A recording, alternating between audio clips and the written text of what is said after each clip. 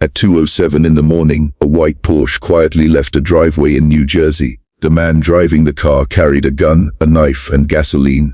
He was not going after strangers. He was going to kill his own brother, about 14 miles away. Keith Caneiro, his wife Jennifer, and their 2 children were asleep inside their large mansion in Colts Neck, New Jersey. They had no idea that before sunrise, all 4 of them would be dead. Later that day, news spread across New Jersey. A luxury mansion had caught fire. A family of 4 had been found dead inside. Investigators quickly realized this was not an accident. It was murder. The Caneiro brothers Paul and Keith Caneiro grew up very close to each other in Brooklyn and Staten Island. They were only 1 year apart in age and were known as best friends. People often described them as the Caneiro brothers against the world. Paul was calm, smart, and protective. Keith was emotional, energetic, and ambitious. As adults, both brothers became successful. Keith earned an MBA from Columbia University and made millions through technology businesses. He lived with his wife Jennifer and their children, Jesse and Sophia, in a huge modern mansion. Paul lived nearby with his wife Susan and their daughters. The 2 families spent holidays and vacations together and remained extremely close. In 2006, the brothers also became business partners. From the outside, everything looked perfect, but behind the scenes, serious problems were growing. Financial problems and fraud. In 2012, Paul was badly injured in a car accident. He suffered constant pain and began taking prescription painkillers. Soon after, he applied for disability benefits, claiming he could no longer work. But secretly, he continued working in the family businesses while still collecting disability payments. At the same time, Paul's spending became extreme. Records later showed that he spent hundreds of thousands of dollars every year, including expensive Porsche leases and luxury expenses, to support his lifestyle. Prosecutors said Paul began stealing money. Keith had a $3 million life insurance trust meant to protect his family. Paul controlled the account as trustee. Over time, he secretly transferred nearly $78,000 from the trust into his own accounts. He also took money from company accounts and disguised personal expenses as business costs. Eventually, Keith discovered the missing money.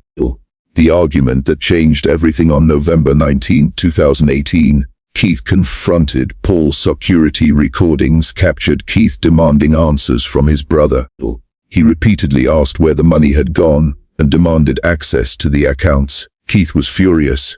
He also told others he wanted to cut Paul off financially and end their business partnership completely.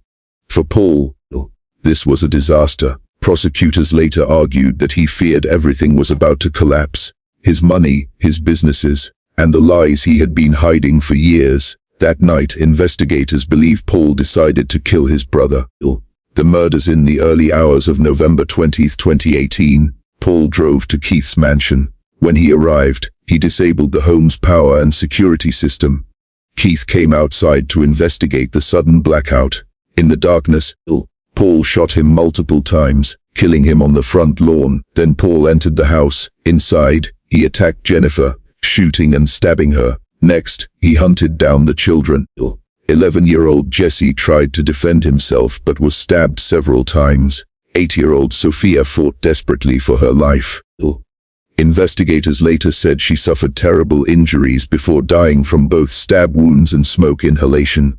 The attack shocked even experienced investigators because of how violent it was. Setting the mansion on fire. After killing the family, Paul gathered papers and set a fire in the basement. The fire was designed to burn slowly so it would not be discovered immediately. Then he drove back home. But Paul's plan was not over. When he reached his own house, he poured gasoline around the property and started another fire while his wife and daughters were still inside. Prosecutors later said he did this to make it appear that both families had been targeted by someone else. Thankfully, Paul's wife and children escaped safely. Police quickly became suspicious because 2 fires connected to the same family happened within hours of each other. The investigation later that day, firefighters discovered the burned mansion and the bodies inside. Investigators immediately treated the scene as a quadruple homicide. As police examined the evidence, more and more clues pointed toward Paul. DNA from the victims was found on clothing and gloves connected to him. Ballistics matched shell casings from the murder scene to a gun linked to Paul's security footage, showed his Porsche leaving home at 2:07 a.m. and returning later that morning. Financial records also revealed years of fraud and theft. Prosecutors believed the motive was simple: money. Keith had discovered Paul's stealing and planned to cut him off completely. Paul responded by murdering his brother and his entire family. The trial case took years to reach trial because of delays and legal battles. Finally, in January 2026, Paul Cano went on trial in Monmouth County, New Jersey. Prosecutors presented detailed evidence showing how Paul stole money, committed fraud, and carefully planned the murders and fires. Witnesses described the horrifying crime scenes. Forensic experts connected Paul directly to the murders. The emotional testimony about the children deeply affected everyone in the courtroom. The verdict on February 13, 2026, after less than 5 hours of deliberation, the jury found Paul Cano guilty on all counts. Family members and friends of the victims cried as the verdict was read. One of Sophia's childhood friends later said she was grateful justice had finally been served after so many painful years. Paul Cano now faces multiple life sentences without parole. The case remains one of the most shocking family murder cases in New Jersey history, a story of greed, betrayal, and the destruction of an entire family by someone they trusted most.